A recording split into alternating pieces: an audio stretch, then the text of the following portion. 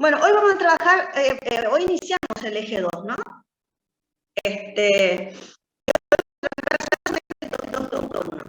sea, la vez pasada, en la clase del lunes, pudimos trabajar perfectamente hasta las 10 de la mañana con este punto, digamos, del eje. Así que vamos a tratar de hacer lo mismo acá y dejamos ya, digamos, desarrollado ese punto.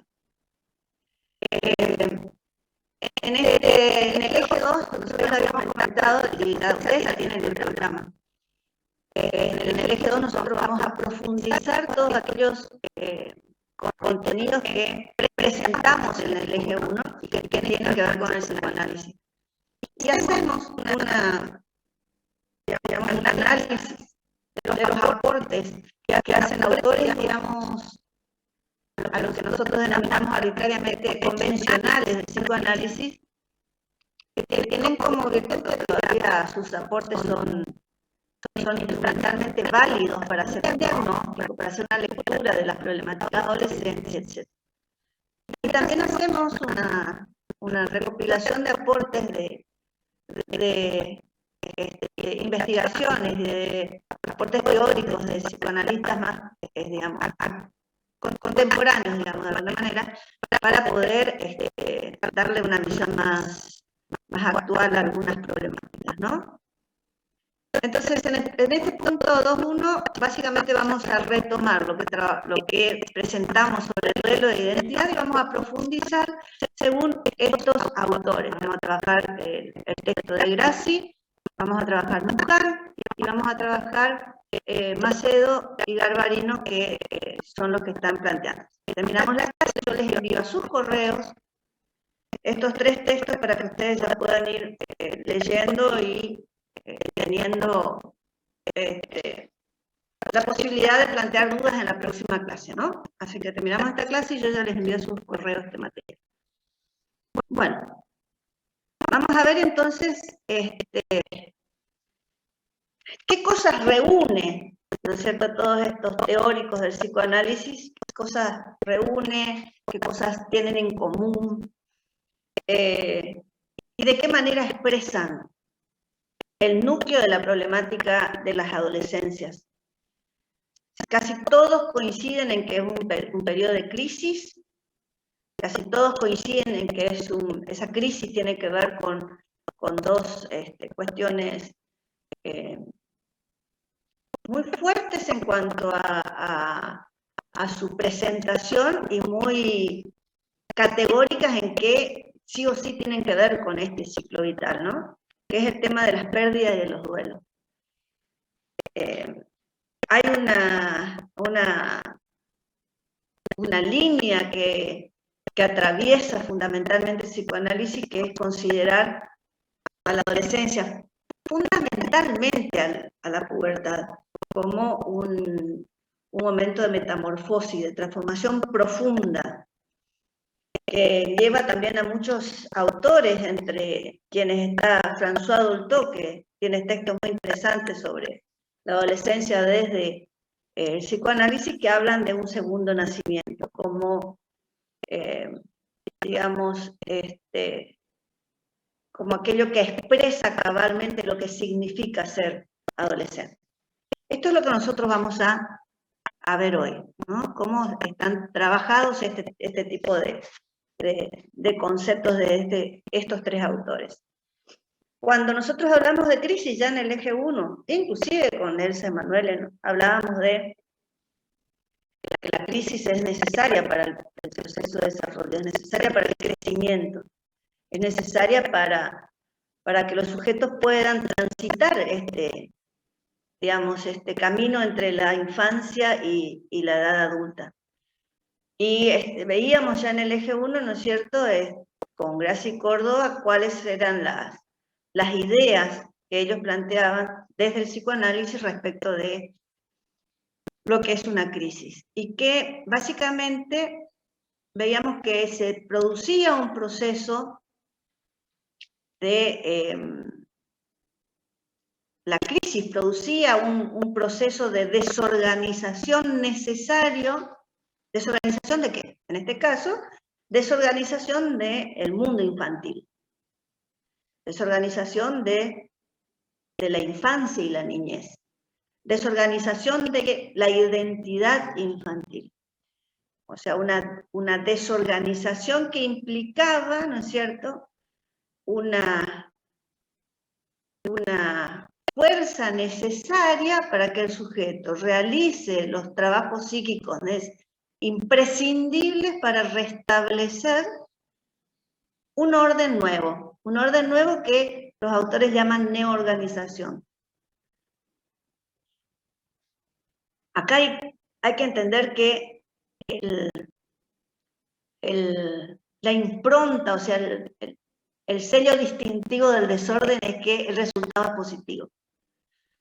O sea, el desorden es necesario para algo positivo. Por eso dicen los autores que desorden no es lo mismo que antiorden. Anti pareciera darnos cuenta de algo que se opone por ser lo contrario y porque tiene que afrontar algo negativo. Ese sería el antiorden.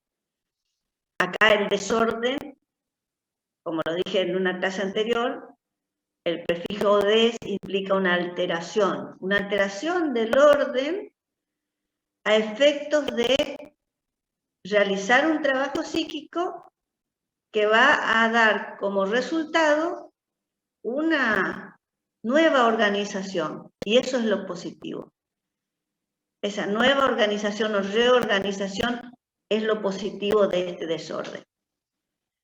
Entonces, esa nueva organización, esa neoorganización o esa reorganización, lo que plantea es que los sujetos deben incorporar objetos nuevos, cosas nuevas, situaciones nuevas, visiones nuevas, expectativas nuevas. Tienen que incorporar cosas nuevas. Pero como lo nuevo puede ser tan ambiguo, o puede ser tan confuso, puede ser tanto, mucho, para que realmente tenga un rédito positivo, eso nuevo se tiene que vincular con las dimensiones o los campos en los cuales nosotros consideramos se producen los desórdenes. Acuérdense que nosotros manejamos desde las primeras clases la idea de que no hay una manera simple, única, unívoca de entender las problemáticas adolescentes, sino que hay más de una manera de entender y que eso lo vuelve una problemática compleja. Entonces, los autores hablan de que existen 3 campos en los cuales se produce esa neoorganización, o de los cuales los sujetos toman, realizan los trabajos necesarios para acomodarse a las necesidades de reorganización que implica todo lo perdido, o haber perdido tantas cosas, mejor dicho. Entonces ellos hablan de estos 3 campos que otros autores llaman dimensiones, ¿no? Por ejemplo, Juni también hablaba de dimensiones. Uno que es intrasubjetivo, el otro intersubjetivo y el otro transsubjetivo. El campo intrasubjetivo vincula las pérdidas y las adquisiciones, o sea, las pérdidas y la incorporación de lo nuevo, a dos cuestiones que tienen que ver con la pubertad. Una que son los cambios corporales y sus normativas diferentes para los varones y para las mujeres, y las normativas comunes para varones y mujeres, y lo que daría el toque de subjetividad, que son las vicisitudes de la historia personal. Es decir, nosotros vamos a observar o vamos a interactuar con púberes en las aulas, vamos a tener un aula con 15 varones y 15 mujeres, todos con cambios corporales, todos con una problemática puberal muy centrada en los cambios corporales, pero cada uno con su historia. Y eso va a hacer la diferencia individual en ese grupo de coetáneos. Es decir, todos tienen la misma edad, todos tienen la misma problemática desde el punto de vista del cuerpo, pero cada uno es diferente en función de su historia personal. ¿Sí? Simultáneamente, ¿no es cierto?, tenemos un campo de intersubjetividad en el cual nosotros tratamos de identificar cuáles son las relaciones que establecen los adolescentes con otros significativos de su entorno social. Pero, así como ustedes han visto en Evolutiva 1, esta cuestión de la socialización va involucrando paulatinamente a grupos que van desde los más cercanos a los más lejanos. Entonces, acá en esta dimensión nosotros tenemos que tener en cuenta las relaciones o las interacciones que el adolescente o los adolescentes establecen primero con su grupo familiar. Cualquiera sea la estructura de la familia, no vamos a hablar de una familia tipo, de una familia estructurada como convencionalmente la teníamos en la época de la modernidad, sino vamos a hablar de relaciones familiares. En simultáneo, pero también en un segundo plano en algunos momentos, están las relaciones con sus pares, que serían lo que los autores marcan acá como coetáneos. Y luego, también en simultáneo en determinados momentos, un círculo más amplio, que son las, digamos, puede ser la escuela, el club, el barrio, la ciudad. En este campo intersubjetivo hay una variable que atraviesa las interacciones, que son las características históricas del momento en que se da la interacción. Veamos, por ejemplo, decíamos el otro día en la otra comisión, un periodo histórico, político y social particular como el de la pandemia, es el que estamos compartiendo en este momento, los adultos con los adolescentes. Que también tiene sus diferencias, según sea la ubicación geográfica de los sujetos, según sean las características de ese grupo de coetáneos, de los grupos familiares. Pero hay algo, ¿no es cierto?, que está definiendo el contexto desde lo histórico, desde lo político y desde lo social en este momento, que es la pandemia. Nosotros hablamos, por ejemplo, en las producciones que hacemos en el ámbito académico, hablamos de un momento de prepandemia, un momento de pandemia y de un futuro momento al que ya llamamos pospandemia. Si la cuestión, acuérdense ustedes que esto ya lo habrán visto y lo vamos a seguir viendo, y ya lo mencionamos también en clase anterior, que la variable temporal es una variable fundamental en toda construcción de conocimientos desde el punto de vista psicoanalítico. Y por último, el autor habla de un campo transsubjetivo.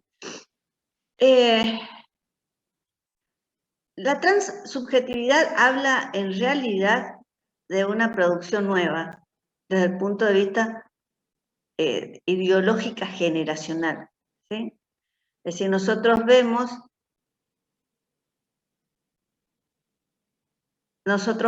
cómo, apareció algo ahí que me distrajo, nosotros vemos cómo en la dimensión transsubjetiva plantean, ¿no es cierto?, una una producción, ¿no es cierto?, entre dos generaciones. Y habíamos hablado ya en la clase pasada que el encuentro generacional es necesario para que se produzca la tramitación de la subjetividad adolescente. ¿En qué sentido? Veíamos cómo a determinadas actitudes de los adolescentes se oponían a actitudes de los adultos y viceversa. La coexistencia de dos generaciones es natural, normal y necesaria para que nosotros podamos hablar de procesos adolescenciales. Pero acá nosotros tenemos que tener en cuenta que se produce un fenómeno intergeneracional del cual nosotros nos hacemos cargo teóricamente. Y que es que el adolescente viene de una etapa, como es la infancia, en la cual no había posibilidades de hablar de diferencias generacionales. ¿Por qué? Porque el niño depende del adulto para su crianza, para su crecimiento, para su desarrollo. El adolescente busca independizarse de ese adulto y busca independizarse de ese mundo infantil. Por lo tanto, al momento en que se ingresa, que los sujetos ingresamos en la etapa de la adolescencia, se plantea lo que se denomina brecha generacional, es decir, una distancia desde el punto de vista ideológico entre una generación joven y una generación adulta. Esa distancia es mayor o menor según sea el contexto cultural, según sea el marco sociocultural y psicosocial, para decirlo bien abarcativo, ¿no? Bien completo. Y que esa brecha, ¿no es cierto?, cuando se da la interacción, que es la que estamos viendo en este campo, ¿sí?, produce lo que nosotros llamamos un conflicto generacional. Ese conflicto es el que permite la madurez en los adolescentes, el que permite transitar hacia la identidad adulta. Ese conflicto es el que produce el desorden necesario para la reorganización.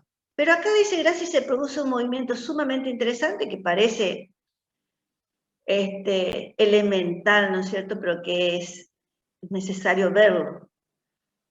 El adolescente, en la tramitación subjetiva que está haciendo de esa reorganización,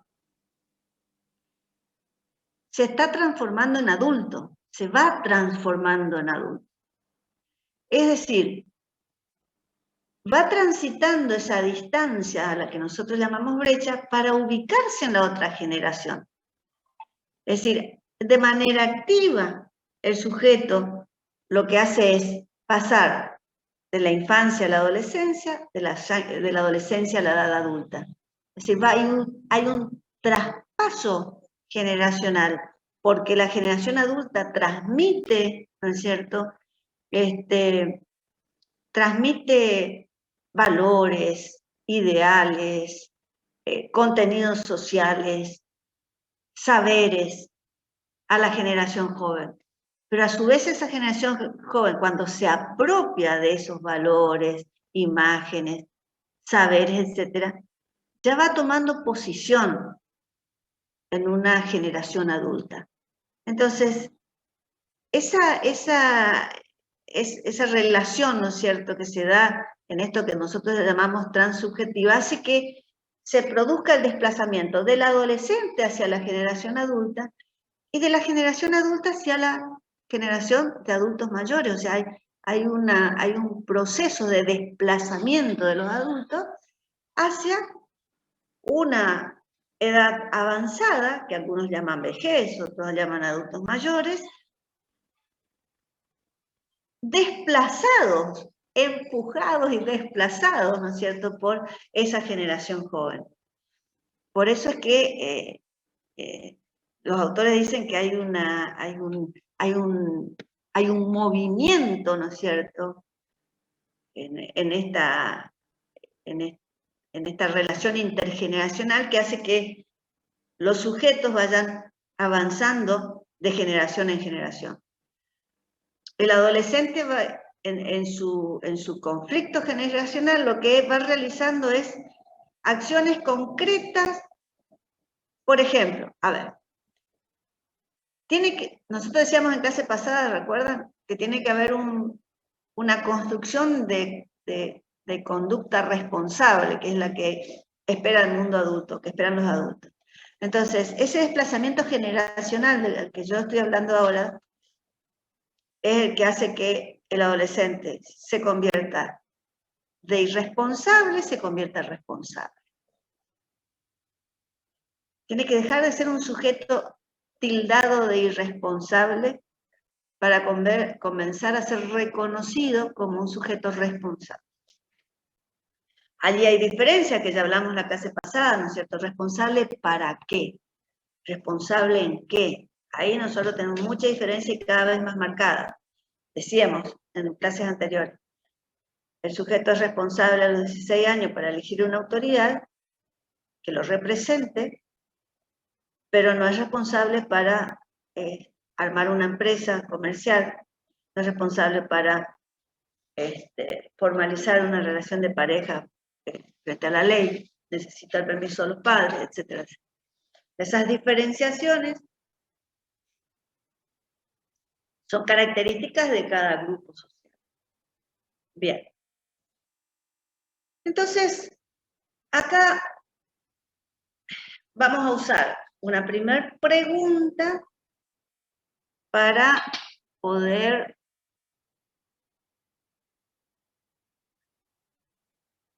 ¿Alguien está hablando? ¿Alguien quiere hacer alguna pregunta antes de seguir?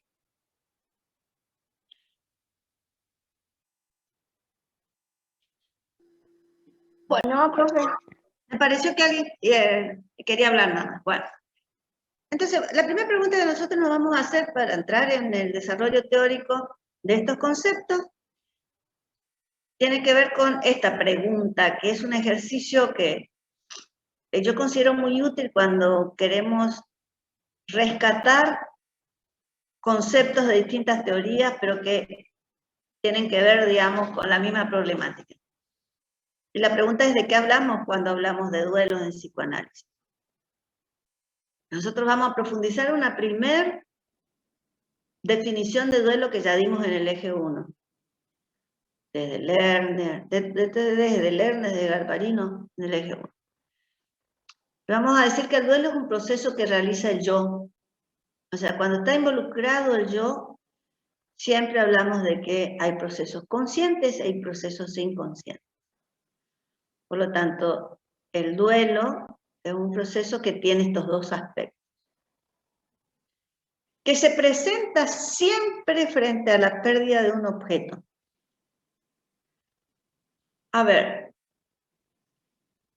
el objeto es un objeto vinculado al mundo infantil.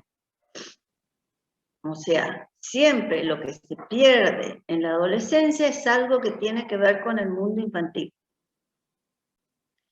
Esa pérdida, por eso se llama duelo, ¿sí? Esa pérdida está vinculada con la vivencia de que nunca más lo voy a recuperar. O sea, es una pérdida irreversible, nunca más la voy a recuperar. Y dolorosa, porque es vivenciada, ¿no es cierto?, como que nada va a ser como antes porque ya no tengo ese objeto. ¿Sí? Es vivenciada como irreparable, pero fíjense que justamente el duelo es un proceso que busca la reparación de esa pérdida. La vivencia es de como irreparable, pero el proceso de duelo lo que busca es justamente, ¿se acuerdan que decíamos con Galvarino? Pérdidas y adquisiciones, justamente lo que busca es que los sujetos encontremos objetos nuevos con los cuales reparar esas pérdidas. Yo nunca pierdo el objeto de manera completa. O sea, el objeto, yo siempre conservo algo del objeto. A ver, voy a dar un ejemplo concreto. El cuerpo de niño. Lo decíamos también en la clase pasada. Yo no pierdo un cuerpo en la pubertad. Lo que yo pierdo son los aspectos infantiles del cuerpo. ¿Sí? Lo que yo pierdo, ¿no es cierto?, son los aspectos infantiles del cuerpo que hacen que yo pueda, digamos, en algún momento reconocer, ¿no es cierto?, qué cosas cambiaron y qué cosas plantearon esa pérdida. Decíamos la vez pasada, en la clase pasada, por ejemplo, las transformaciones o los cambios físicos. Por ejemplo, decíamos el cambio de voz. Decíamos el cambio de algunos rasgos, el crecimiento del cuerpo. Es decir, lo que cambia es un aspecto, cambia un tamaño, cambia. Es decir, si la nariz se vuelve más grande, lo que cambia es que ya no tengo la nariz pequeña de un niño, sino que tengo ya la nariz más grande parecida a la de los adultos. ¿Se entiende? La nariz, la boca, los ojos, la frente, la mano, los pies, todo el cuerpo, los genitales, ¿sí? Todo el cuerpo. Una manera de moverme en el mundo como un niño. A mí me dicen los adolescentes, ya sos grande para hacer cosas de chicos, pero todavía sos chico para hacer cosas de grandes. ¿Sí? Esa verbalización, esa síntesis que plantean, ¿no es cierto?, los adolescentes, de lo que decimos nosotros los adultos, tiene que ver con ese sentirse entre dos etapas, la infancia y la adultez. ¿Por qué es importante entender que no se pierde la totalidad del objeto? Porque es necesario entender que cuando hablamos de pérdidas, hablamos también de conservación. O sea, yo necesariamente tengo que poder conservar algo de ese objeto para poder realizar una reorganización. Porque si pierdo todo, ¿qué voy a reorganizar? No voy a tener nada. Entonces, ¿qué dicen los autores? No solamente hay una pérdida del objeto, sino que hay una pérdida de las fantasías respecto de ese objeto y de... hay un micrófono abierto, de la fantasía de ese objeto y de una...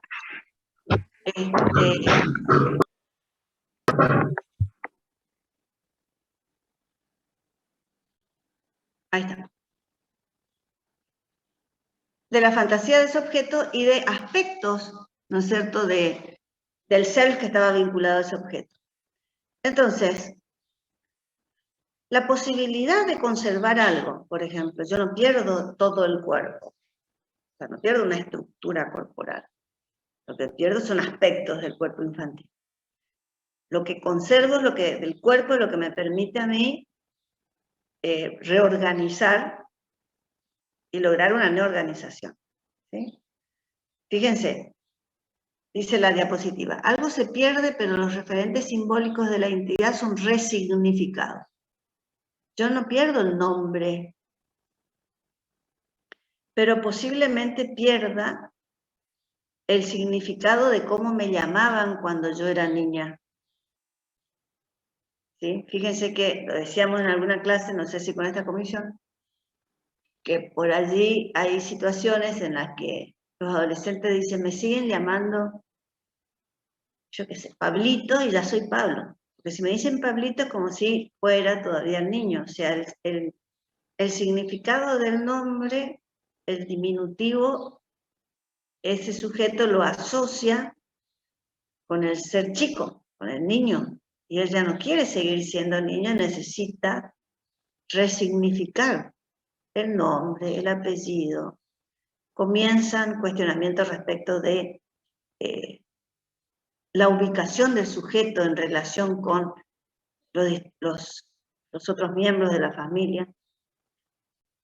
Hay digamos, una posibilidad que tenemos los sujetos en este trabajo intergeneracional, que es ir significando, ¿no es cierto?, nuestro grupo, ir significando y resignificando nuestro grupo de origen. Dicen los autores que cuando los adolescentes plantean incomprensión por parte del adulto, en realidad lo que están planteando es que ellos no pueden comprenderse a sí mismos. El adulto marca mucho el adolescente marca mucho la diferencia que él vivencia a cómo lo tratan cuando lo trataban cuando era niño y cómo lo tratan ahora. ¿Sí? Reclaman que ya no tienen paciencia, que ya no tienen el mismo cariño, que ya no tienen la misma comprensión, que ya no tienen la misma tolerancia. Pero eso a veces es así, porque se produce este proceso bilateral del que hablábamos con Garbarino, y se produce, ¿no es cierto?, la reviviscencia de la propia adolescencia en el adulto. Entonces no ocurren, y como hay cuestiones conscientes e inconscientes, ocurren, ¿no es cierto?, estas cuestiones, estos procesos. Entonces, todos los sujetos durante el ciclo adolescente van a estar abocados, el trabajo esencial va a ser la elaboración del duelo. Ahora, no todos lo van a elaborar de la misma manera, en el mismo tiempo y con las mismas reorganizaciones. No todos van a conseguir las mismas reorganizaciones. ¿Por qué? Porque básicamente están condicionadas por estas tres factores, ¿sí? La lectura de la realidad, la autoestima y la capacidad de pensar. Ustedes vieron en primer año, ¿sí?, tanto en general como en la evolutiva 1, las funciones yoicas. Y una de las funciones yoicas es la lectura de la realidad. Ahora, el yo, ¿no es cierto?, el yo de los adolescentes, se encuentra en un estado de labilidad, ¿sí? O sea, hay un estado de labilidad que puede oscilar entre una fragmentación o una digamos, debilidad en cuanto a las posibilidades de manejar procesos identificatorios, que hace que, esto lo volvemos a ver en el punto 2, que hace que el adolescente se presente con un yo débil. Una buena lectura de la realidad requiere, dice el ABC del psicoanálisis, requiere un yo fuerte. En la adolescencia no encontramos fortaleza yoica. Por el contrario, encontramos un yo lábil. Pero hay diferencias entre las estructuras yoicas de los adolescentes y las fortalezas yoicas de los adolescentes que hacen que algunos puedan tener una mejor lectura de la realidad. Lo mismo ocurre con la autoestima. Ustedes saben que la autoestima, eso lo vieron bien ya en Evolutiva 1, porque es fundamental en contenidos que tienen que ver con la infancia. La autoestima es una construcción que requiere de dos vertientes, ¿sí? De una valoración generada por uno mismo, de una autovaloración, que puede ser positiva o negativa, y una valoración de un otro significativo, que puede ser positiva y negativa. Entonces, el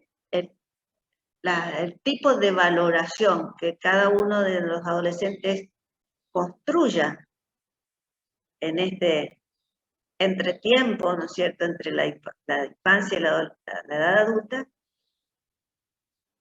puede ser más o menos positiva, más o menos negativa, y eso va a estar, va a teñir de alguna manera el tipo de elaboración que haga del duelo.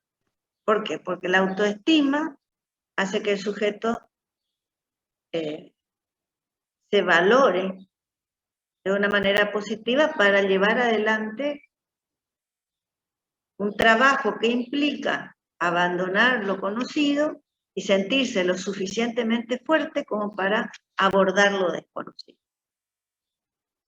Entonces, allí nosotros vamos a encontrar diferencias en los adolescentes. Y el tercer factor que influye, ¿no es cierto?, en esta elaboración del duelo es la capacidad de pensar. Acá es importante entender que como proceso psíquico que tiene un aspecto consciente,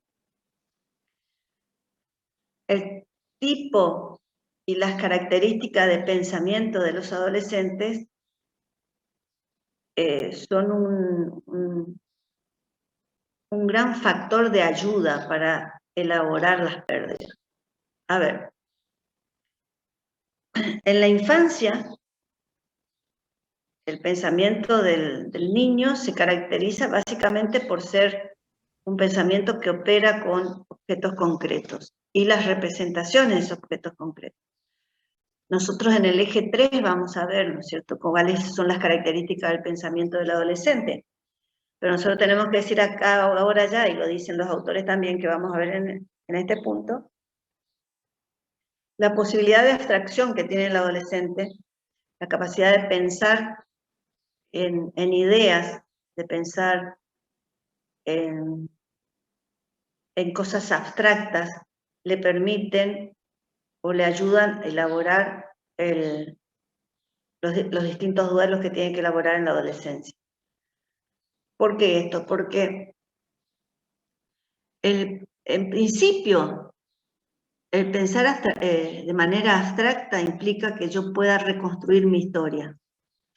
O sea, yo puedo decir, yo puedo relatarme, por ejemplo, ¿no? Es decir, cuando yo era niña, y a mí me gustaba realizar tales cosas. Ahora que soy adolescente, yo no entiendo por qué me gustaba hacer eso. Si en realidad a mí eso no me gusta, o ahora cambié, ¿cómo será que voy a hacer respecto de esa temática cuando sea grande? Si esos planteos, desde el punto de vista filosófico, hasta parecen existenciales, tienen que ver con reflexiones que el sujeto hace sobre sí mismo. Esa introspección y esa retrospección es posible porque el adolescente utiliza un pensamiento abstracto, un pensamiento que nosotros llamamos con Piaget lógico-formal. Ahora, ¿por qué lo tomamos acá como algo que es un factor importante en el proceso de elaboración de duelo?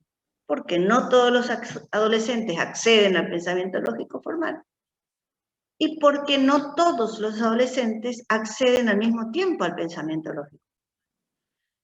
Si nosotros nos vamos a encontrar con estudiantes, por ejemplo, del secundario, que van a estar en primer año y que van a operar con un pensamiento lógico formal, y a su lado va a haber un adolescente, un puber,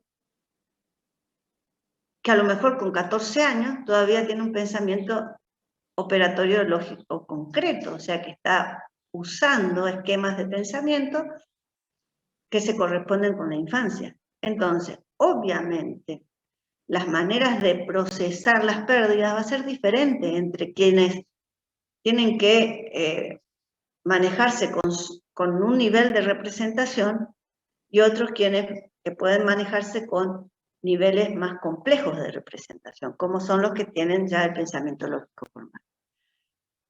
Entonces, de allí que los autores planteen, ¿no es cierto?, que las adolescencias en realidad se presentan de manera compleja en el sujeto, pero siempre tienen una expresión en la interacción. yo creo que esto es importante entender. Y es muy difícil cuando nosotros estamos organizando un discurso, ¿no es cierto?, tener en cuenta la inclusión, por más que lo querramos hacer mecánicamente. Fíjense esta frase, que es literal del autor. Los procesos de duelo son en la adolescencia y a la vez del adolescente. Ese en y del están remarcados ¿por qué? A ver, ¿qué opinan ustedes? ¿Qué diferencia hay entre decir son en la adolescencia y decir son de la adolescencia? Que en la adolescencia le puede, o sea, que ocurre en general y del adolescente porque cada uno lo tramita de diferentes formas. Bien, bien, bien. Ahora, ¿por qué aclara que se producen en un campo de intersubjetividad?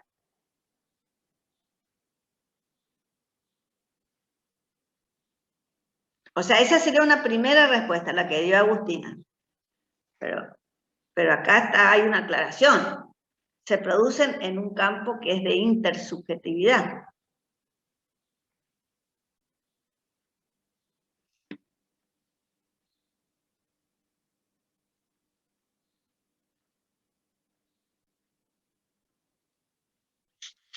Es decir, que está condicionado, buen día, profe. Sí. Se podría decir que está condicionado por el contexto. Esto que usted hablaba y remarcaba al principio de que todos los adolescentes llegan al momento de la pubertad, donde se inicia la adolescencia, pero no todos con los mismos, la misma historia ni los mismos recursos. A ver, igual que lo que dijo Agustina, lo que vos estás diciendo es correcto para una primera respuesta, pero siguen planteándolo en un plano. Profesora. Faltaría darle el tinte de intersubjetividad. A ver. Sí. Puede ser que es intersubjetivo porque esta etapa de la adolescencia va a venir a cambiar las relaciones, no solo con la familia, sino también con los amigos o con el entorno en el que vive el adolescente. Todo va a ser resignificado. Es una respuesta, bien, agrega, venimos con respuestas correctas, falta ir haciendo una respuesta más compleja para responder a esto que es complejo. Bien, porque además, ¿no es cierto?, la intersubjetividad implica que es imposible realizar una neorganización sin la relación con el otro. Acuérdense que la primera definición que nosotros dimos en una de las primeras clases fue que la subjetividad implicaba el lazo emocional con un otro, ¿recuerdan? Y que ese otro generalmente es alguien de la familia, alguien un coetáneo, un par, alguien del contexto inmediato. Pero por otro lado, acá también tenemos que traer a colación lo que veíamos con Macedo y Garbarino, que es la condición de bilateralidad de estos procesos de pérdida de adquisición. Esa cuestión de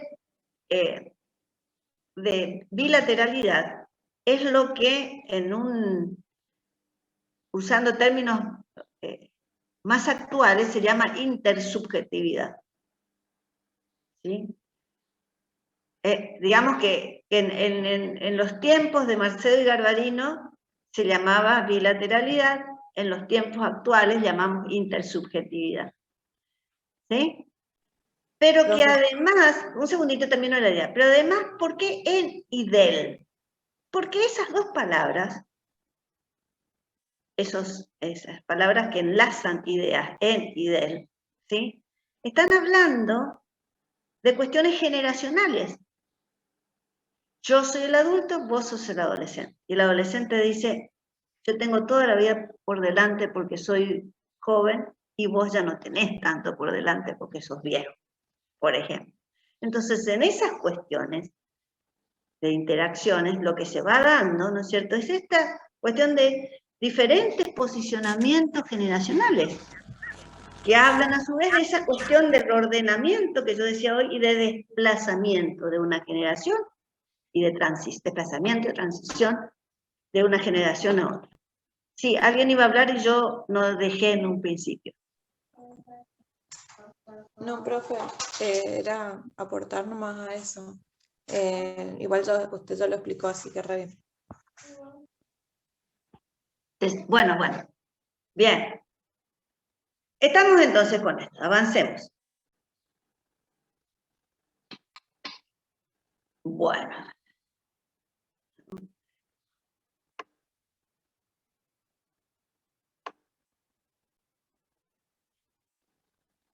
Bueno, Fernández Muján, vamos a dejar un ratito a Graci y vamos con Fernández Muján, que yo ya me adelanté y ya planteé esta cuestión de que no solamente se pierden objetos, sino fantasías, partes del yo, etc.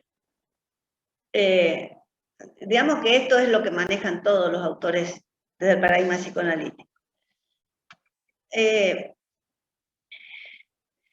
del psicoanálisis hay una hipótesis que se maneja instrumentalmente, que es que las adolescencias, las conductas de los adolescentes están sustentadas en mecanismos defensivos. Es más, algunos dicen que las conductas son mecanismos defensivos. Y que en el adolescente se expresan justamente cuando se pierden objetos conocidos, objetos amados, objetos que no quiero abandonar. Y que tienen, digamos, expresiones muy observables, que los autores reúnen en lo que llaman formas de protestar. O sea, las conductas de los púberes, ¿sí?, son conductas muy características de la pubertad, que se expresan de mayor o menor medida según las diferencias subjetivas, ¿no es cierto? O sea, quienes, por ejemplo, son más irritables que otros, pero irritables son todos. Lo que también puede ocurrir, ¿no es cierto?, es que algunos se instalan o manifiestan, mejor dicho, no se instalan, manifiestan por mucho más tiempo la irritabilidad y otros no. Pero esas conductas se manifiestan. ¿Qué implica formas de protestar? En primer lugar, como dije recién, una manera, en primer lugar, plantea una impotencia del sujeto. O sea, los sujetos no pueden hacer nada para evitar la pérdida. O sea, nadie puede decir, yo no quiero ser puber. Nadie puede hacer que no se produzcan la maduración de los caracteres sexuales primarios y secundarios. Ningún sujeto puede decir, yo no voy a crecer. Ningún sujeto puede decir, ninguna mujer puede decir, yo no voy a menstruar. O sea, no hay un manejo consciente, voluntario de la transformación corporal. Por eso decíamos en la clase pasada que el cambio, ¿no es cierto?, la transformación del cuerpo es vivenciado en los sujetos como algo, con una fuerza caótica, es decir, como algo caótico e inmanejable. Me estaba saliendo la palabra inmanejable. Pero que de alguna manera él tiene que defenderse de ese algo que lo considera como tumultuoso, como turbulento, caótico, que lo invade y él no puede manejar, ¿sí? Y la manera básica, en el mecanismo básico que tiene para hacerlo es rechazarlo. Por eso hay algunos autores, ¿no es cierto?, de Anna Freud, Melanie Klein, dentro del psicoanálisis, que plantean que los adolescentes son no solamente puros mecanismos defensivos, sino que hay una posición negacionista inicial en todos los adolescentes. La mejor manera de rechazar algo inmanejable es negándolo. La segunda mejor manera es resistiéndome. Son el mecanismo de negación y la resistencia que conlleva para reforzarla. Eso ustedes lo tienen que manejar muy bien. Los mecanismos defensivos lo vieron en primer año, ¿no? Pero como a su vez hay una tendencia y una necesidad de conservar algo para poder tramitar la supervivencia en este conjunto de pérdidas, ¿sí? Lo que él hace en esos mecanismos defensivos es usar la identificación, pero en el sentido de proyectar lo malo. O sea, todo lo malo que implica la pérdida, ¿sí? Lo proyecto en el otro. Yo estoy pensando que hoy decía, hace un rato decía, el adolescente dice que el adulto no lo comprende, pero en realidad es él quien no comprende qué le está pasando. Bueno, ahí ese sería un ejemplo de proyección.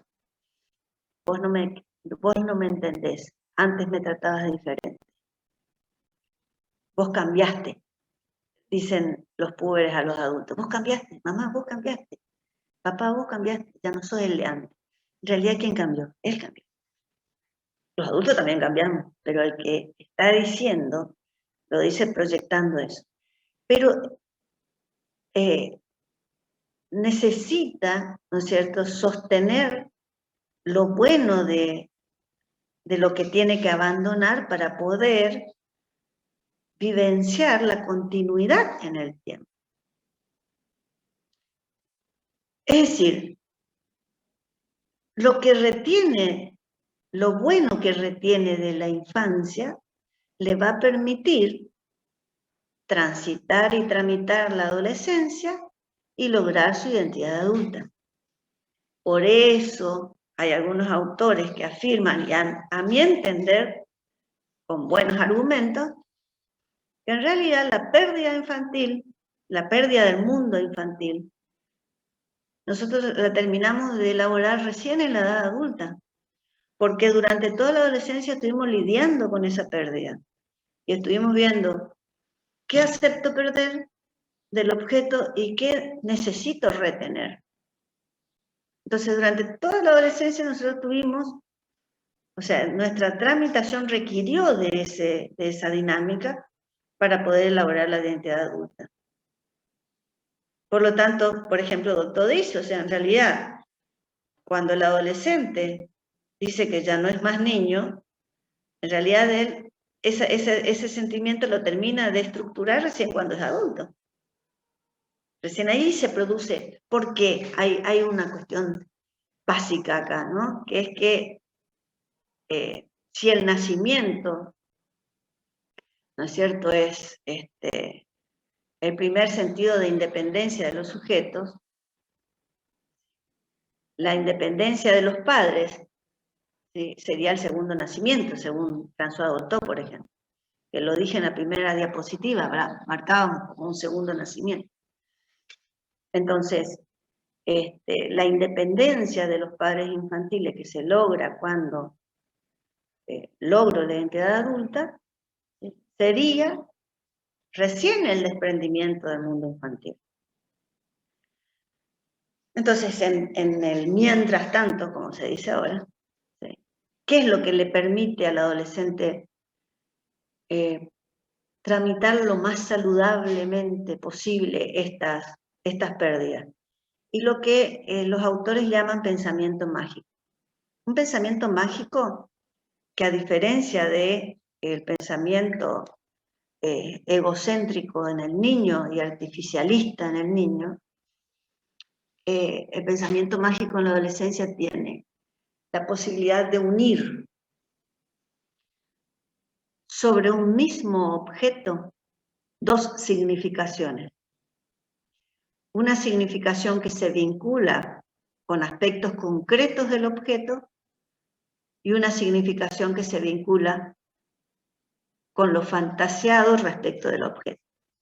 A ver, Lo que parece difícil lo vamos a tratar de poner en un ejemplo, en una situación. Cuando la puber, ¿no es cierto? No acepta su nueva apariencia física porque le desagrada, no la conforma, ¿sí? Ella dice, no me gusta como soy, no me gusta mi cuerpo, mi cara, mi pelo, los ojos. Me gustaría tener otro color de pelo, otro color de piel, otro color de ojos. Me gustaría ser alta y no baja, flaca y no gorda. De todas esas cosas que escuchamos de los púberes y que también vivimos nosotros como púberes, ¿no? Entonces, a ese mismo aspecto del objeto, que en este caso es el cuerpo, lo puede recrear buscando la satisfacción en esa recreación. Entonces, no le gusta la imagen reflejada en el espejo, la imagen de su propio cuerpo. Lo recrea en la fantasía y lo pone en el cuerpo más admirado en su grupo, en su contexto, en el momento histórico que está viviendo, yo qué sé, una actriz, una cantante, una modelo. Entonces, por un lado se produce un proceso de identificación, pero por otro lado hay una gratificación en ella porque construye la imagen deseada. Por eso los autores llaman también, ¿no es cierto?, que hay una satisfacción autoerótica en esta cuestión del pensamiento mágico. Resuelvo, la síntesis podría ser que resuelve con mecanismos de fantasía, ¿sí? Reelabora un aspecto desagradable para que sea agradable, un aspecto de su cuerpo. Algo que no le trae gratificación se vuelve gratificante porque le doy un significado diferente. Bien.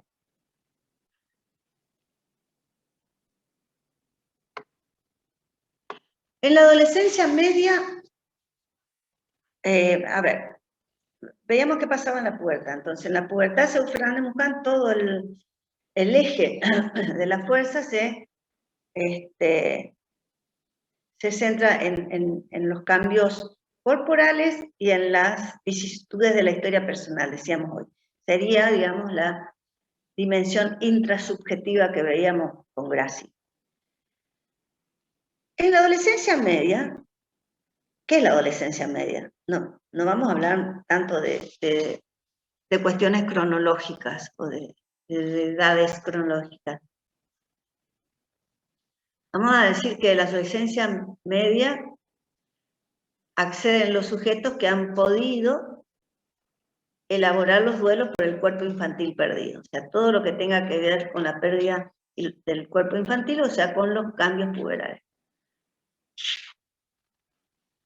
Como la energía, ¿no es cierto?, se traslada, ya no está puesta en el cuerpo, sino que está puesta en todo aquello que tiene que ver con mi relación con otros, ¿sí? La necesidad que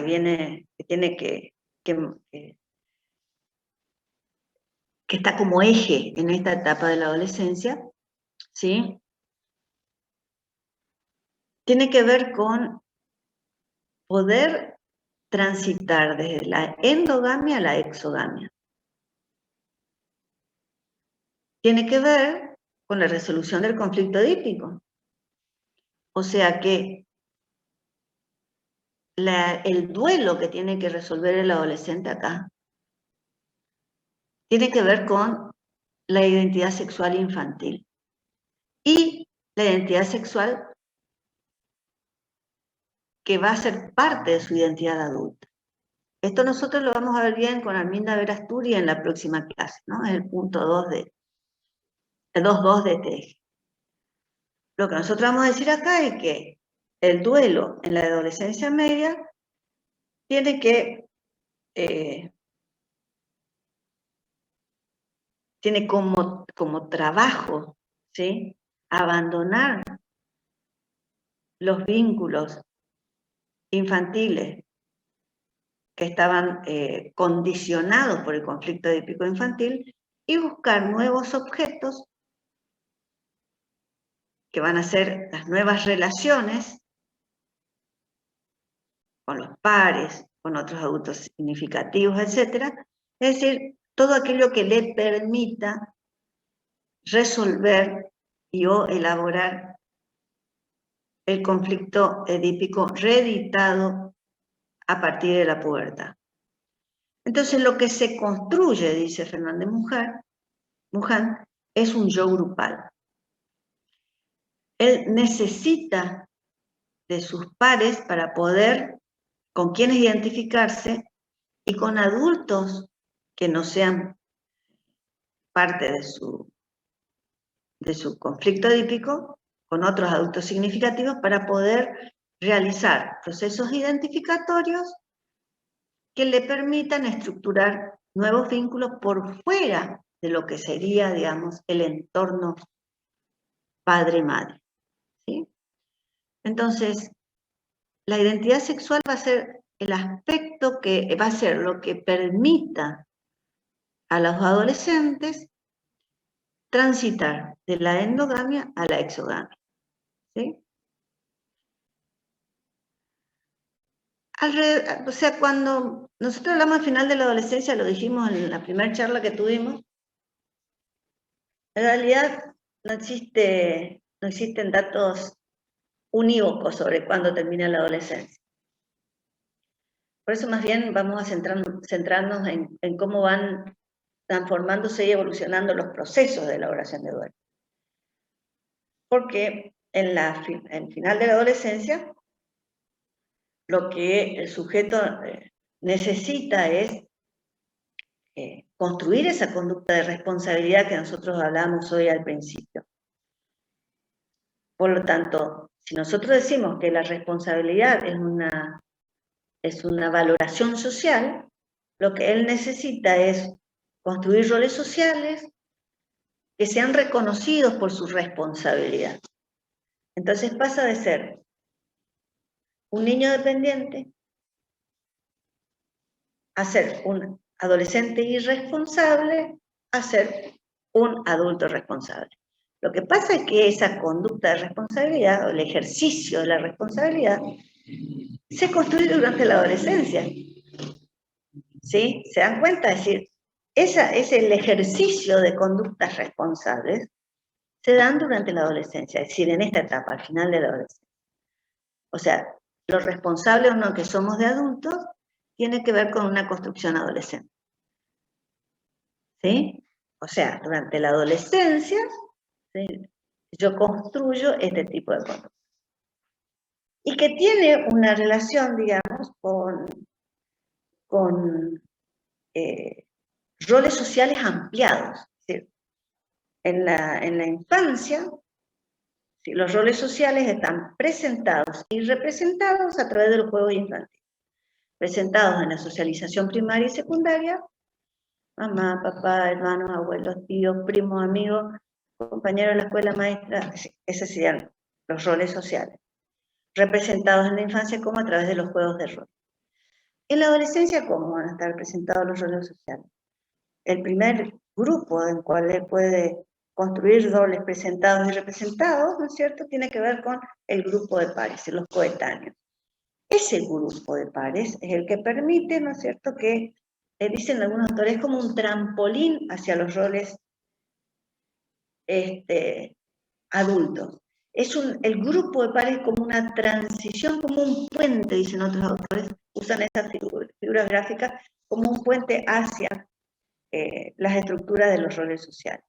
Nosotros sabemos que en toda sociedad, ¿no es cierto?, existen estructuras que están dadas por las interacciones sociales, y que esas estructuras tienen dos expresiones dinámicas, que tienen que ver con los roles y los ejercicios de roles. Y a su vez tiene que ver con las expectativas, o sea, nosotros tenemos roles y expectativas de roles. O sea, ustedes tienen rol de estudiantes, nosotros tenemos expectativas sobre el rol de estudiante de ustedes. Nosotros tenemos el rol de docente y ustedes tienen expectativas sobre nuestro rol de docente. Esa es una estructura, ¿sí? Entonces, en esa estructura de adultos no figuran los padres infantiles, ¿sí? Por eso dice Fernández Mujer, se produce una separación definitiva de los padres, ¿sí? Y se busca, como es pérdida de adquisiciones, ¿no es cierto?, el apego a nuevos objetos. Bien. ¿Alguna pregunta hasta aquí o venimos bien? Profe, Sí. acá ya empieza esto del yo ideal del yo. ¿Cómo? Que acá tiene que ver eso del yo ideal. Nosotros ya vamos a tomar las exigencias de nuestros padres para ir formándonos de acuerdo a lo que ellos nos exigen. ¿No? A ver, ¿cuál sería la pregunta? ¿Dana está hablando? Sí, profe. Concretamente, ¿cuál es la pregunta? O sea, Acá vamos a ver si yo a puedo formar- responder. ¿Cómo, Dana? No te escucho. voy a replantear mi pregunta, profe. Voy a pensar después si le doy otra. Bueno, a ver, ¿alguien quiere preguntar algo sobre esto que hemos visto acá?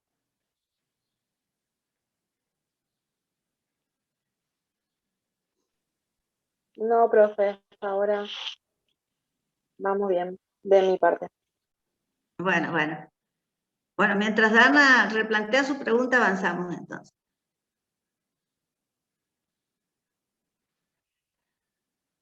Bueno. La segunda pregunta operativa, diría yo, de este tema, de este segundo tema, de este segundo eje, sería, ¿de qué hablamos cuando hablamos de identidad? Todos los autores, fíjense que del tema de identidad ya estamos hablando desde el primer encuentro que hemos tenido. Y la identidad es una problemática inherente a la tramitación adolescente.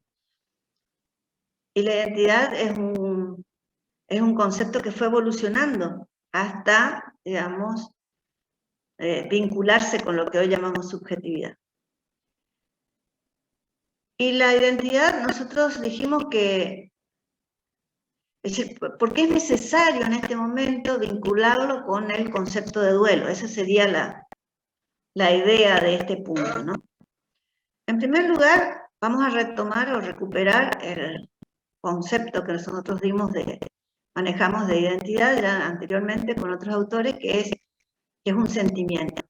Si la identidad es un sentimiento expresado verbalmente a la manera de yo soy, ¿sí? Pero a su vez es una imagen de uno mismo, pero es una imagen compleja. ¿Por qué? Porque integra cuál es el ideal del yo y la expectativa que la sociedad tiene de mí.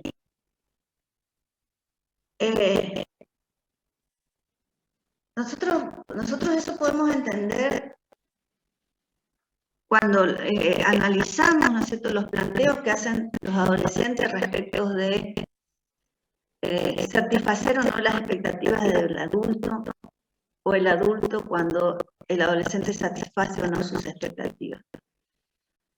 Es decir, ¿qué es lo que se tiene que integrar en esa imagen, dirían los autores? Se tienen que integrar la relación que el sujeto establece con los adultos para que se produzca la sucesión generacional que hablábamos recién. ¿Por qué?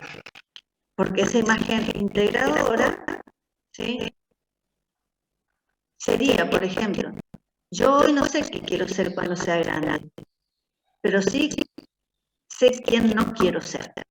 dicen algunos adolescentes. Y ese quien no quiero ser, generalmente es un referente adulto. ¿Sí?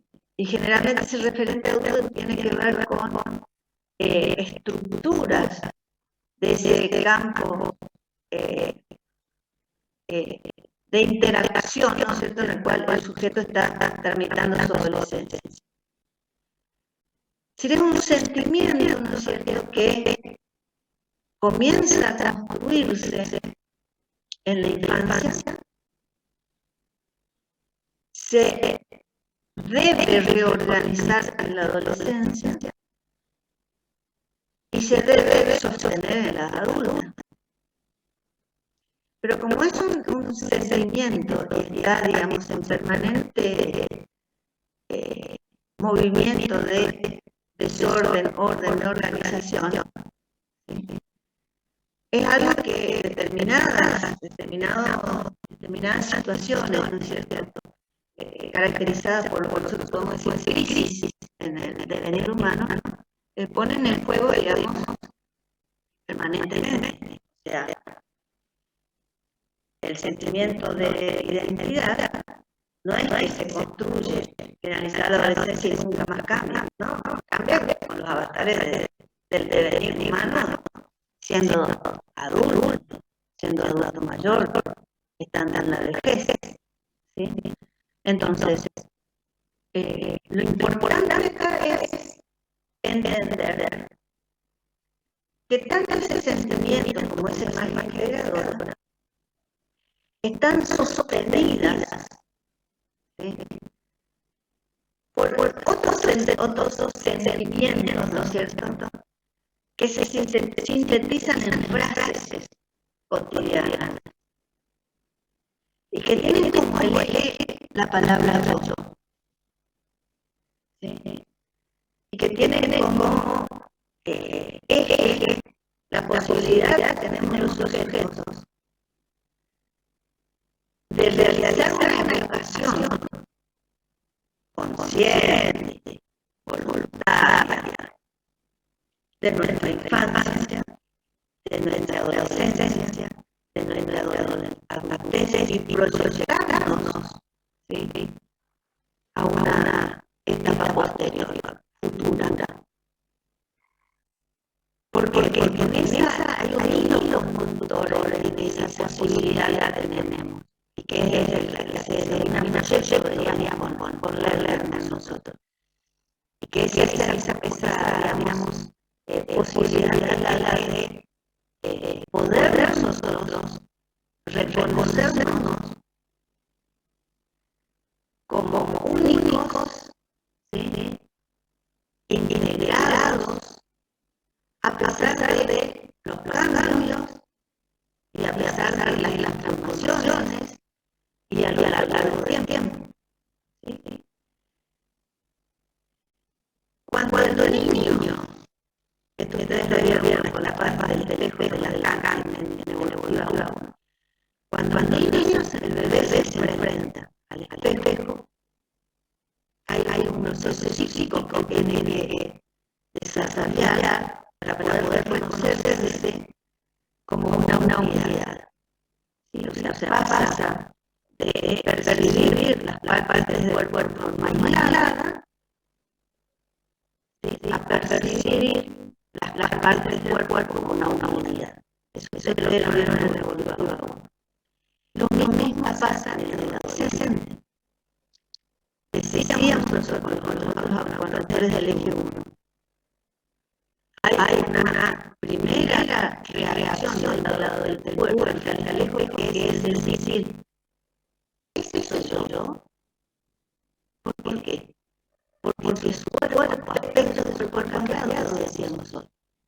Entonces hay un trabajo que tiene que realizar de reconocimiento de aspectos del aspecto propio de su cuerpo, para decir, bueno, algo perdí y algo conservé, y algo adquirí.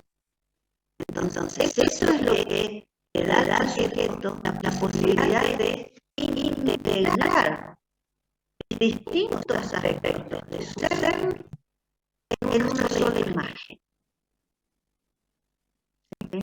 Y que esa imagen persista, subsista, permanezca, ¿sí? Como lo que le permita decir yo soy yo y no sos vos, ¿sí? Y que te marca la mismidad, a pesar del cambio. Entonces decíamos nosotros que importante es la simetría. ¿Por qué? Porque lo que el adolescente necesita de esa relación asimétrica con los adultos es diferenciarse del adulto. Tenemos que entender que para este paradigma la diferenciación es la que condiciona la normalidad. La diferenciación. ¿Qué es lo que da este sentimiento? Dignidad y continuidad. Este sentimiento que es la identidad. Yo soy yo y no soy vos. Yo soy yo a pesar del tiempo y de los cambios. Yo me puedo reconocer y puedo agarrar, puedo reconocerme en distintos momentos de mi historia, en distintos momentos de mi vida. Puedo proyectarme, dice la adolescente, cuando ya sea grande, se lo pone su imagen en perspectiva futura. Se diferencia de otros adultos. O sea, son todas verbalizaciones, son todas vivencias que van hablando de esta construcción que es la identidad. Pero que a su vez, ¿no es cierto? ¿Por qué decimos nosotros que se vincula con los procesos de duelo? Porque no hay una, insisto en lo que dije anteriormente, no hay una pérdida total. No se pierde un todo. Se pierden aspectos de un todo en una transformación estructural. Por allí, cuando nosotros trabajamos estos conceptos, es importante que nosotros pensemos en ejemplos y lo más habitual es que pensemos en ejemplos cotidianos, con cosas que nos han pasado a nosotros cuando éramos adolescentes, o que le están pasando a ustedes quienes todavía son adolescentes. Sí, a ver, ¿qué ejemplos podrían dar ustedes para que nosotros podamos decir que el sentimiento y la imagen a lo que se refiere la identidad tiene que ver con los duelos? ¿Qué ejemplos pueden dar ustedes de lo cotidiano o de sus vivencias cotidianas con adolescentes o con púberes, de que la separación de lo viejo implica una crisis, de que es necesario aceptar las pérdidas para vincularse a objetos nuevos? ¿Qué ejemplos pueden dar ustedes de esto, que implicaría una neoorganización?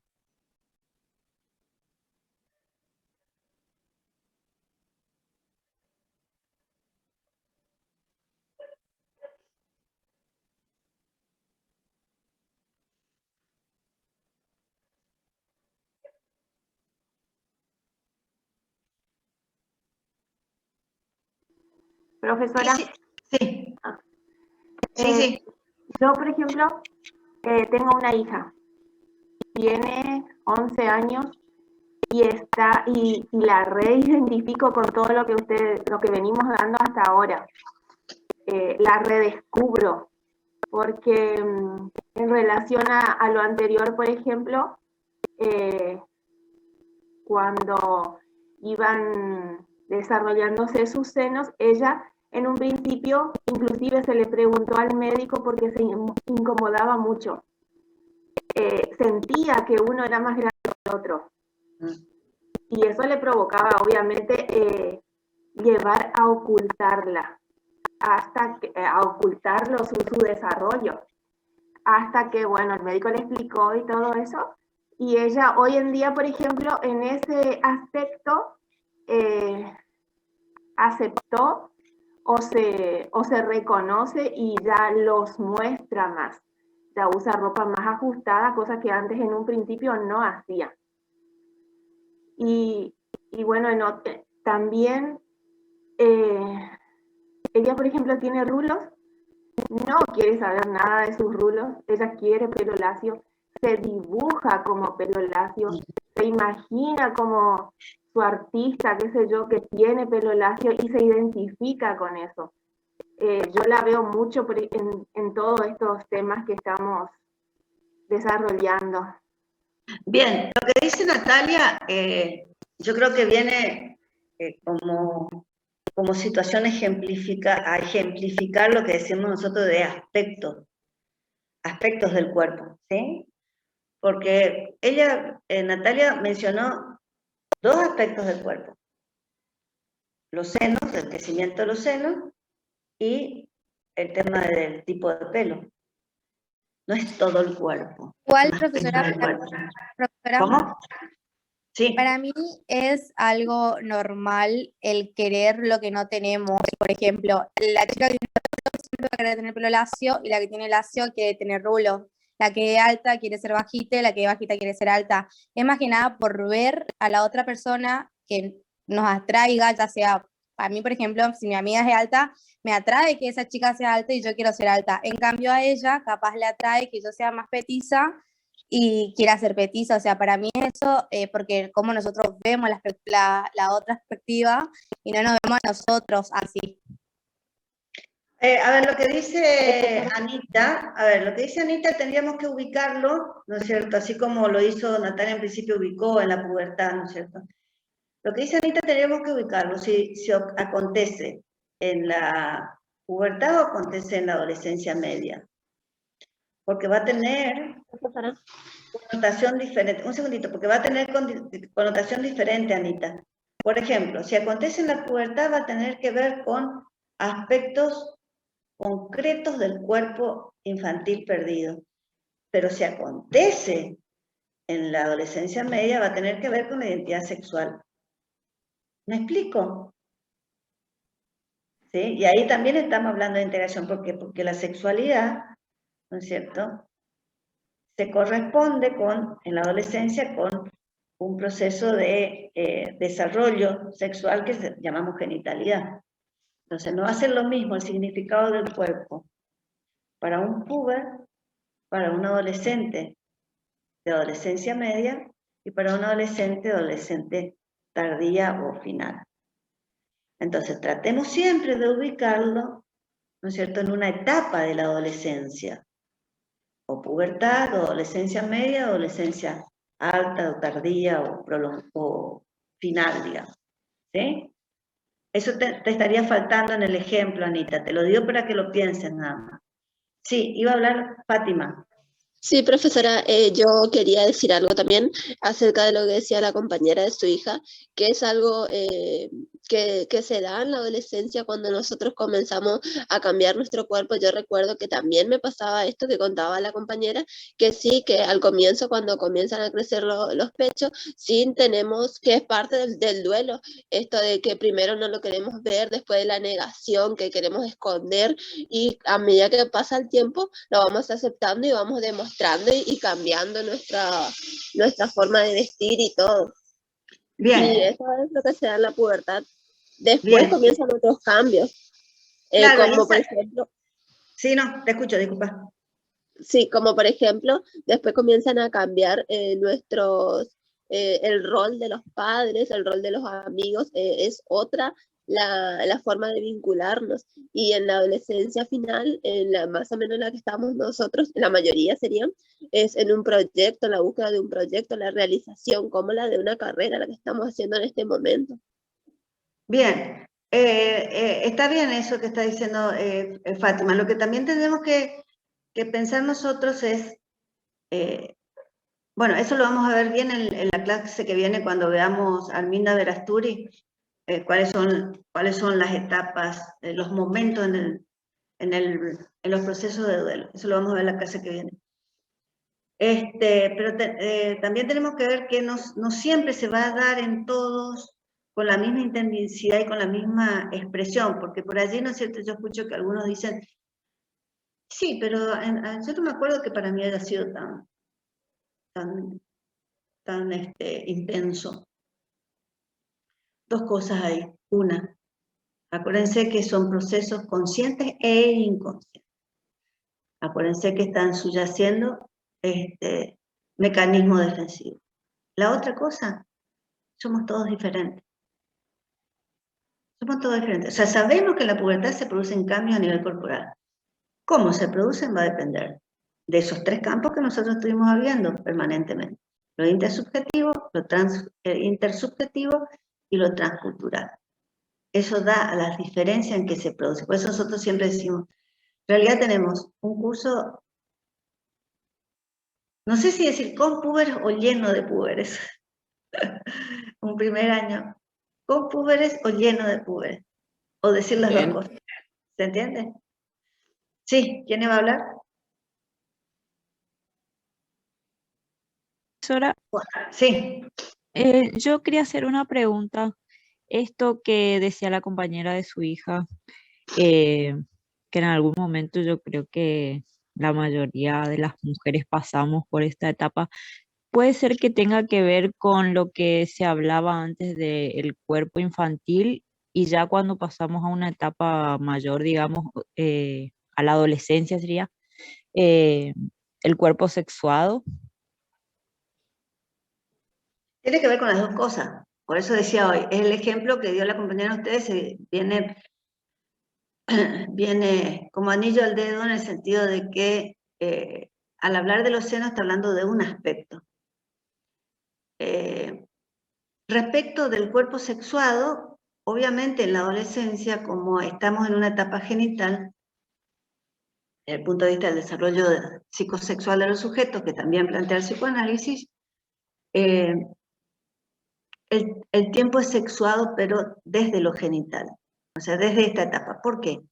Porque si no, consideraríamos que la infancia es asexuada. Y allí nosotros tenemos dos líneas de pensamiento. ¿Sí?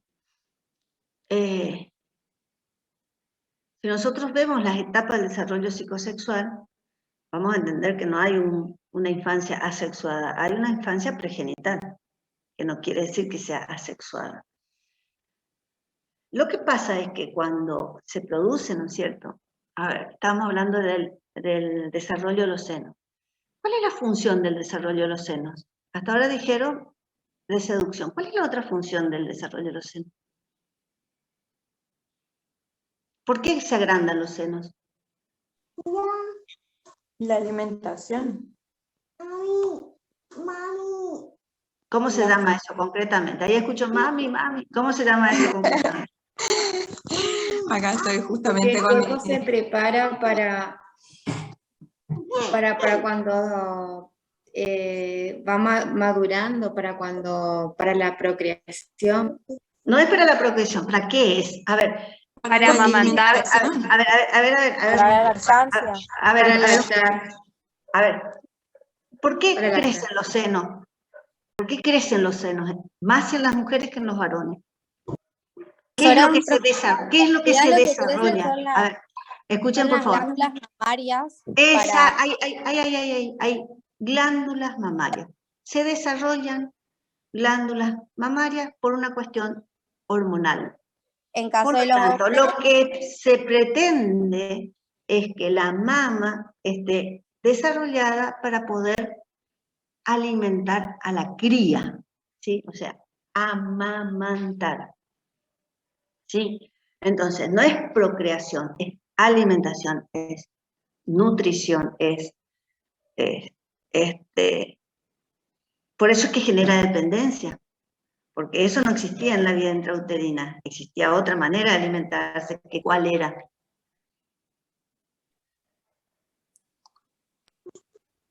¿cómo dijo? La otra manera de alimentarse dentro del vientre se alimentaba a través del cordón umbilical. Bien, o sea, la nutriente era la placenta y la vía de alimentación era el cordón umbilical. Eso se corta, ¿sí? Esa dependencia para alimentarse del otro se corta con el nacimiento y viene la otra cuestión de el amamantamiento. De allí viene el nombre de mamíferos también. ¿Sí? ¿O no? Sí. Bueno, yendo a lo biológico. Ahora, el acto de alimentar, eso ustedes lo tienen que haber visto en Evolutiva 1. El acto de alimentar no es solamente dar la teta, porque así se dice también, ¿no? Sino es el acto de nutrir al otro. Puede ser una mamadera. ¿Está? La cuestión está en el acto de nutrir al otro. Pero el significado primario que tiene en lo que estamos viendo de la pubertad es ese. Al que se agrega, ¿sí?, lo que significa socialmente el crecimiento de los senos. Lo primero que significa socialmente en nuestra sociedad el crecimiento de los senos es que se convirtió en mujer. Y ahí sí está vinculado el concepto de mujer con la mujer que puede procrear. ¿Sí? Y a su vez en nuestra sociedad tiene, y ahí vamos a lo que decía uno de ustedes, la función de seducción. ¿Sí? Por eso es, digamos, la cuestión de determinados grupos sociales, en determinados grupos de adolescentes y demás, el tipo de la forma, el tipo del tamaño de los senos para lograr un reconocimiento social que tiene que ver más con la seducción, ¿no es cierto?, que con la función de nutrición. Estamos, fíjense, todo lo que hemos podido reflexionar respecto de un aspecto del cuerpo. Por lo tanto, no hay una respuesta simple, no hay una respuesta aislada, no hay una receta porque los procesos son diferentes. ¿Sí? Bien. Perfecto. Avancemos.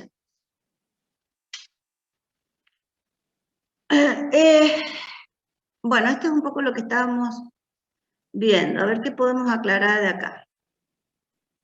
Esto es lo que ya hemos hablado en realidad. Bueno, ¿podemos avanzar o hay algo acá que quieran que profundice?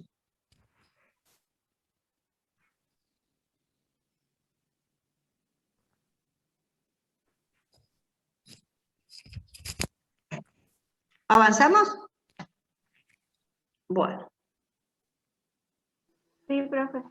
Perfecto. Vamos a ver entonces qué es lo que nos, qué es lo que aporta, ¿no es cierto?, Mercedes Galvarino, que es el tercer texto que van a trabajar ustedes. Dentro de las diferentes teorías, ¿no es cierto?, que comparten el paradigma psicoanalítico, hay dos tendencias. Hay una tendencia que plantea una infancia sin identidad y que delega en la tramitación subjetiva de la adolescencia la construcción de una identidad. Y hay otra línea a la cual adhiere Mercedes Galvarino y adherimos nosotros también como cátedra, que es que reconocemos la existencia de una identidad infantil. Por lo tanto, acá también podemos aplicar los conceptos de Gracia y Córdoba de desorganización y reorganización, de desorden y de neorganización en cuanto a qué, en cuanto a una identidad infantil que se debe abandonar o perder para poder construir una identidad adulta. Nuevamente, la tarea del adolescente, ¿no es cierto?, es de reconstrucción en un entre la infancia y la edad adulta. Entonces, esa identidad previa a la identidad adolescente es la identidad infantil, que se construye en una condición de pregenitalidad, pero que ella tiene, ¿no es cierto?, la impronta de una construcción de un sentimiento y un reconocimiento. O sea, el niño responde a su nombre, aún antes de decirlo. Un bebé responde a su nombre aún antes de hablar. ¿Sí? Si yo le lo nombro, o le llamo a un niño de 9 meses por su nombre, él va a reaccionar, pero él aún no dice su nombre. O sea, eso me está hablando a mí de que hay un reconocimiento de quién es. O sea, el niño va armando, va construyendo ese sentimiento de identidad y también ese sentimiento de imagen de sí mismo. Los niños se reconocen en las imágenes, en las fotografías, por ejemplo. Voy a decir, bueno, ¿dónde está fulano? Y con su dedito muestra dónde está. ¿Dónde está el otro? O sea, hay un reconocimiento también de la imagen física, que eso es re importante. Acuérdense que el yo corporal es la base, es el cimiento del yo psicológico y del yo social. Eso lo habrán visto también en Evolutiva 1. Entonces, esta cuestión de la identidad infantil es Evolutiva 1, es materia correlativa de esta, o sea que ustedes ya lo manejan de esta manera y nosotros seguimos. Y la autora acá toma un término que también nosotros vamos a ver en las teorías que vamos a ver en el punto 2 de este eje con Aberasture y con Nobel, que es el concepto de self. Y el concepto de self en algunos textos está como sinónimo de sí mismo, en otros textos está como sinónimo de identidad. Y nosotros le vamos a dar trabajando con Greenberg, ¿sí?, a lo que aluden estos autores, vamos a dar el concepto de que persona total. El self es la persona total. Si yo hablo de persona total, el self incluye a la estructura psíquica, y el self incluye, por ejemplo, el sentimiento de yo soy yo y no sos vos. No soy vos. Yo soy yo y no soy vos, es parte de mi ser. Este jueguito de palabras a esta hora de la mañana ya se pone interesante. Miren si a las 7:30 empezaba con esto. Ahora, esta construcción y reconstrucción del ser, ¿no es cierto?, como está vinculado con un otro, tiene que ver con los sucesivos momentos de rupturas que tenemos los sujetos en toda nuestra construcción, en todo nuestro proyecto identitario, como decía Lerner. Y que en nuestro mecanismo de construcción de la identidad tiene como mecanismo principal o motor primordial los procesos identificatorios. Las identificaciones, dicen estos autores, son los lazos emocionales, la manera en que yo me enlazo con el otro, y donde siempre van, digamos, actuando tanto la proyección como la introyección, ¿sí?, como cuestiones que tienen que ver con las identificaciones. Pero el punto inicial de toda esta cuestión es la primer separación, por eso desde hoy que estamos hablando de un segundo nacimiento. Sí, el nacimiento es el paso de la vida intrauterina, ¿no es cierto?, llamada como nacimiento físico, donde se produce un corte de ese lazo con el otro, que es un corte de un lazo biológico, que es el cordón umbilical. Y en la adolescencia, con la pubertad, se produce otro corte, que es un corte simbólico, que es la dependencia con el mundo infantil. Ese es un corte simbólico.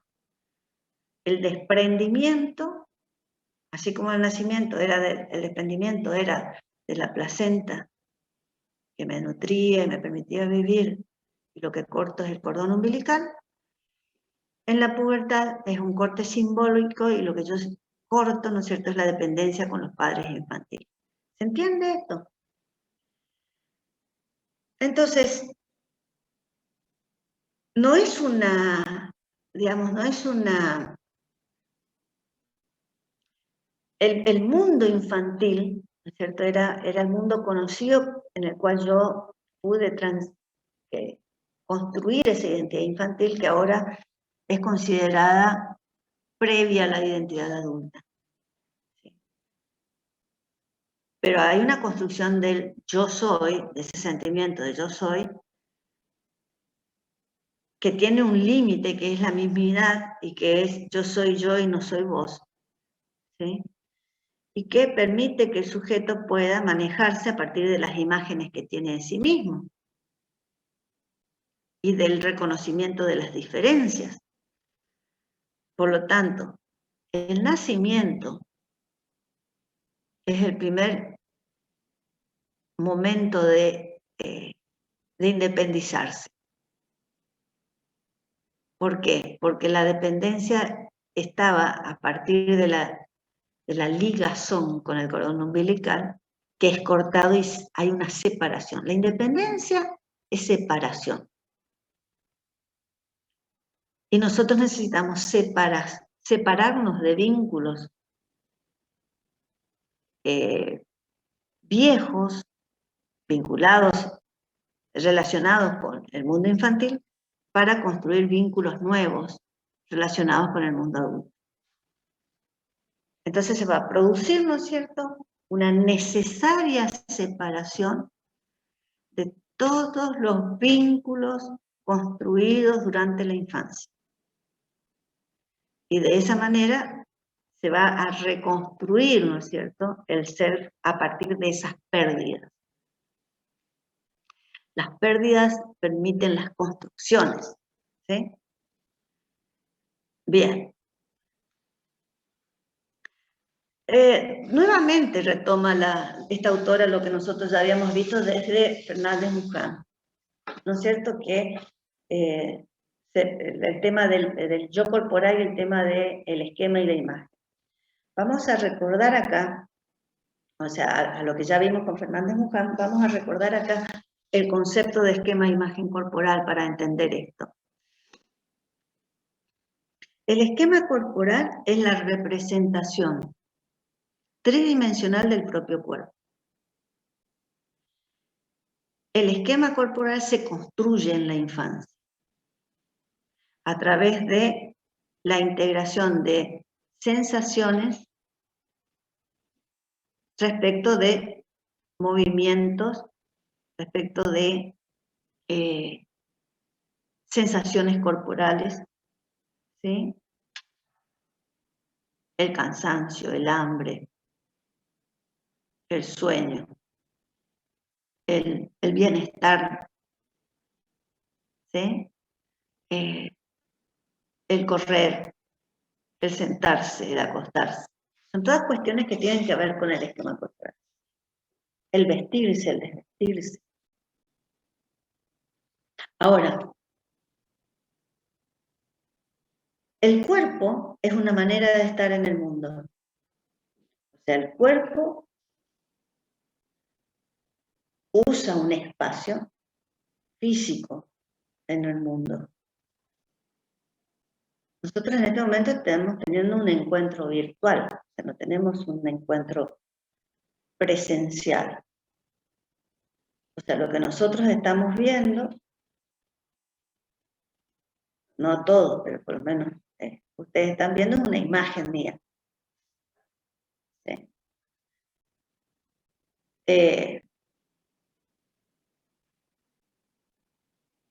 Quiere decir que el cuerpo tiene una dimensión social que está dada por el reconocimiento que los otros hacen de mi cuerpo. ¿Sí? A ver. Los padres que le dicen a los jóvenes: camina derecho, no camines encorvado. Esa ropa te queda mal, esa ropa te queda bien. Ten cuidado, estás tirando todo. No te atropelles con las cosas. Otra vez te queda chico el zapato, te compré el mes pasado, otra vez hay que comprar ropa, seguís creciendo. Ese pelo no me gusta, qué feo tenés, está sucio, anda bañate. Todas esas cosas que permanentemente están en nuestro entorno donde hay un puber. Son todas referencias que se hacen a su cuerpo. Entonces, la construcción que se hizo en la infancia, que era la de un yo corporal, un esquema corporal infantil, ahora es valorado, premiado, sancionado por los otros que se convierten en un reflejo de lo que es mi propio cuerpo. ¿Sí? Entonces dice, anda, bañate, te estás sucio. No, yo no estoy sucio si me bañé hace 3 días. ¿Sí? Entonces, hay un choque en el proceso de tramitación de lo puberal, hay un choque entre lo que yo veo de mi cuerpo, lo que yo siento, lo que yo represento en mi cuerpo, y lo que los otros ven en mi cuerpo. Pero a su vez, y eso lo dijimos anteriormente, hay una no coincidencia entre la imagen reflejada del espejo concreto y la que yo tengo representada en mi cuerpo infantil. Entonces, esa disociación es lo que plantea, ¿no es cierto? Y lo habíamos dicho en algún momento, cuestiones tan típicas de la adolescencia como, por ejemplo, la torpeza. Por ejemplo, los olores corporales. ¿Sí? O sea, son todas modificaciones que hablan de un no reconocimiento de, por ejemplo, en el caso de la torpeza, el aumento de tamaño del cuerpo que no coincide con el esquema corporal que le permite al sujeto moverse en los espacios. Por eso hay una puerta grande y él choca el marco de la puerta. ¿Por qué? Porque con el esquema que él está manejando, ¿no es cierto?, él pasaba corriendo por esa puerta.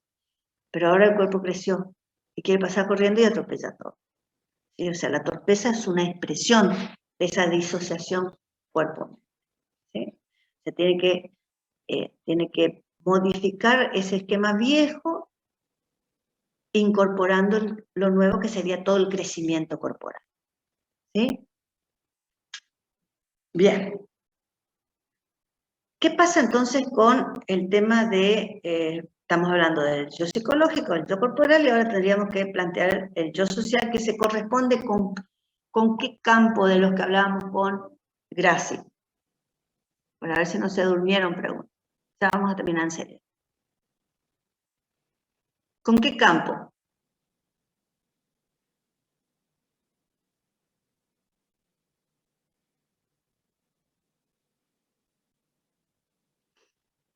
A ver, ¿cómo podemos relacionar? En principio no se puede relacionar directamente, ¿no? Porque una estructura, una división entre yo psicológico, yo social y yo corporal es una estructura más simplista que lo que cuando hablamos de dimensión o campo. Pero podríamos ver alguna relación como para ver cómo vamos con el desarrollo de esto.